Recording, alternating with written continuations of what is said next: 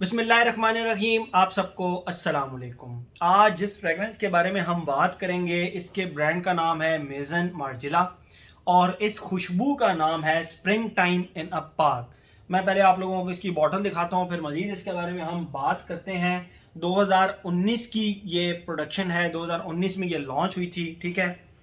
और मैं पहले आप लोगों को ना इसकी बॉटल वगैरह दिखा देता हूँ, फिर मजीद इसके बारे में हम बात करते हैं। ये रही इसकी पिंक कलर की एक जूस वाली बॉटल और ये इसका फ्रंट पे आ गया नाम, ठीक है। ये ब्रांड का नाम है मेजन मार्जिला और ये ऊपर फ्रेग्रेंस का नाम आ गया spring time in a park, ठीक है, रेप्लिका।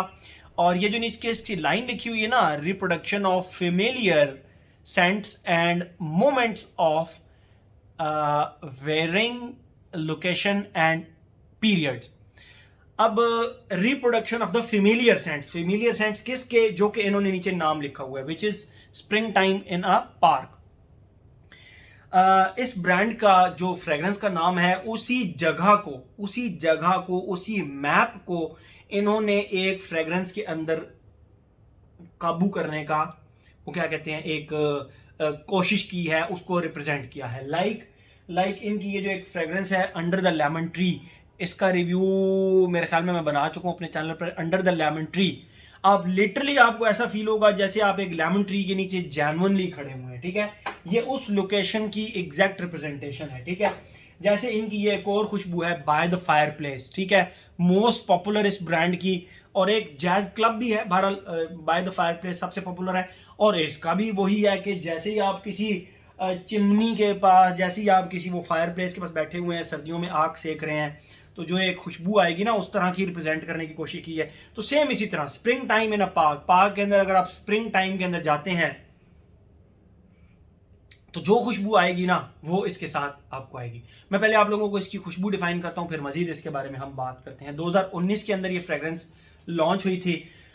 तो जैसे ही आप इसको लगाते हैं ना इसके अंदर आपको बिल्कुल, अगर आप लोगों ने हेड एंड शोल्डर एक शैम्पू आता है जो कि ब्लू कलर का होता है, जो हेड एंड शोल्डर के 3-4 फॉर्म्स आते हैं परफ्यूम के। एक आता है मिंट फ्लेवर में आता है, एक पता नहीं कूल और ये और वो।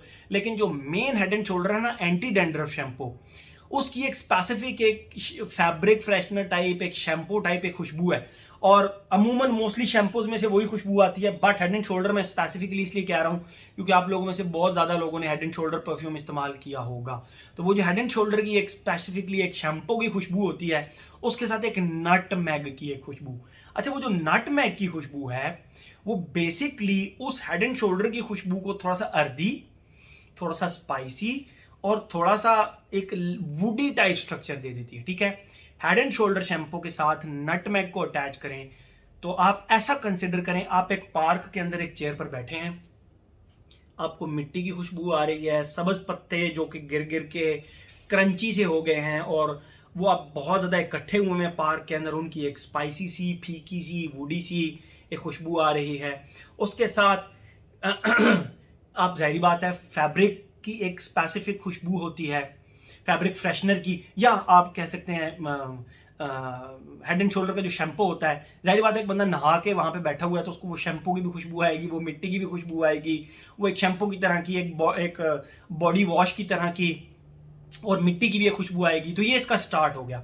यस, आप एक ऐसा बंदा जिसने अभी अभी शावर लिया है एक बहुत अच्छे एक्सपेंसिव शावर जेल से या हेड एंड शोल्डर से, और वो जाके वहाँ पे बैठ गया ना, तो बस फिर पत्तों की खुशबू, वो मिट्टी की खुशबू, स्पाइसी सी, और वो एक बंदे की हेड एंड शोल्डर टाइप खुशबू, वो खुशबू इसकी फिर आती रहती है, ठीक है। और सेकंड फेज के अंदर ये टोटल जो है ना, वो खुशबू गायब हो जाती है इसकी नटमैग की, और ये सिर्फ और सिर्फ एक फैब्रिक फ्रेशनर टाइप खुशबू रह जाती है, ठीक है। ये तो हो गई इसकी खुशबू। और ये इसी तरह, मतलब ये ज़्यादा चेंजिंग्स नहीं है इसके अंदर। स्टार्ट में थोड़ा सा नटमेग की वजह से आपको ये अर्दी, स्पाइसी, ग्रीन टाइप एक खुशबू लगेगी, लेकिन उसके बाद ये टोटल एक फैब्रिक फ्रेशनर टाइप, एक शैम्पू टाइप खुशबू रह जाएगी, एंड दैट्स इट। और लिटरली कभी आप कंसिडर करें कि आप एक पार्क में बैठे हुए हैं और बस नहा धोकर गए हैं पार्क के अंदर, तो जो आपको अपनी शैम्पू की और अरीब करीब के जो पत्तों की, दरख्तों की खुशबुएं आ रही होंगी ना, तो उस तरह की जो खुशबू है ना, उसको एग्जैक्ट रिप्रेजेंट किया गया है इसके अंदर। बड़ा प्यारा पिंक कलर का इसका जूस है, आप देख सकते हैं, ठीक है। ये तो होगी इसकी खुशबू। अब हम आते हैं अपने पैटर्न की तरफ। Age, gender, longevity, projection, weather और ओकेजन। एज की अगर हम बात करें भाई कोई एज रिस्ट्रिक्शन नहीं है इसके ऊपर, हर एज का बंदा लगा सकता है। मोर स्पेसिफिकली यंगस्टर्स को तो बहुत ज़्यादा पसंद आने वाली है ये फ्रेग्रेंस। एज हो गया, जेंडर मेल फीमेल दोनों लगा सकते हैं। इसमें थीम इस तरह का है कि इसमें आप कोई जेंडर वो नहीं कर सकते, डिस्क्रिमिनेशन नहीं कर सकते। एज हो गया, लॉन्गजिविटी प्रोजेक्शन। मुझे इस फ्रेग्रेंस की जो लॉन्गजिविटी मिली नॉर्मली वो 6 से 7 घंटे मिली, और जो प्रोजेक्शन थी वो 2 से 2.5 घंटे रही। ठीक है, यानी प्रोजेक्ट ठीक ठाक करती है, लॉन्गजिविटी में थोड़ा सा ये मार खाती है। लेकिन मैंने क्या किया, मैंने इस फ्रेग्रेंस को इसके साथ लेयर किया, मॉलिक्यूल O1 के साथ। क्या किया मैंने, एक स्प्रे इसका किया और उसके ऊपर एक स्प्रे कर दिया मॉलिक्यूल O1 का, फिर एक स्प्रे इसका किया स्किन के ऊपर, नॉट ऑन द फैब्रिक, और एक स्प्रे कर दिया मॉलिक्यूल O1 का। ठीक है, फिर इसकी लॉन्गजिविटी भी मुझे 10+ आवर्स मिली और प्रोजेक्शन में कोई फर्क नहीं आया, प्रोजेक्शन 2-2.5 घंटे रही। फिर ये मेरे स्किन के क्लोज घूमती फिरती रही 2-2.5 घंटे के बाद। ठीक है, तो इन दोनों को मैंने लेयर किया तो मुझे बहुत ज़्यादा अच्छी लॉन्गजिविटी मिल गई। अदरवाइज मैं सच्ची बात बताऊं, मुझे लॉन्गजिविटी से कोई ख़ास फ़र्क मुझे लॉन्गजिविटी से कोई ख़ास फ़र्क पड़ता भी नहीं है। एज सुन एज कि आपको प्रोजेक्शन अच्छी मिल जाए 2-2.5 घंटे, और इतना बहुत होता है। इनडोर्स के अंदर 5-6 घंटे आपको एक अच्छी फ्रेग्रेंस की लॉन्गजिविटी मिल जाए, और ये है भी फ्रेश फैब्रिक फ्रेशनर, क्लीन सी शैम्पू टाइप एक खुशबू है। तो इसने इसका डीएनए ही आपको बता देता है कि इसने इतना चलना कोई नहीं है। ठीक है, 5 से 6 घंटे चलना है, तो ये एक आर्टिस्टिक किस्म का काम है, आप इसको उस लिहाज से देखें। ये तो हो गई इसकी खुशबू। अब आते हैं पैटर्न की तरफ। एज बल्कि हम क्या बात कर रहे थे, एज हो गया, जेंडर हो गया, लॉन्गजिविटी प्रोजेक्शन हो गया, वेदर और ओकेजन। वेदर जो है ना वो आप इसको ऑल सीजन लगा सकते हैं, लेकिन गर्मियों में आपको ज़्यादा मज़ा आएगा, स्प्रिंग टाइम पे थोड़ा ज़्यादा मज़ा आएगा, ऑटम के अंदर थोड़ा ज़्यादा मज़ा आएगा। और अगर हम बात करें ओकेजन की, आप इसको ऑफिस में लगा कर जा सकते हैं, रात को आप ठंडी सी मीठी सी रात हो तो उसके अंदर आप इसको लगा सकते हैं। ठीक है, तो मेरे ख्याल में हर एस्पेक्ट इसका हमने कवर कर लिया। तो ये था जी हमारा मेजन मार्जिला का spring time in a park. Thank you so much.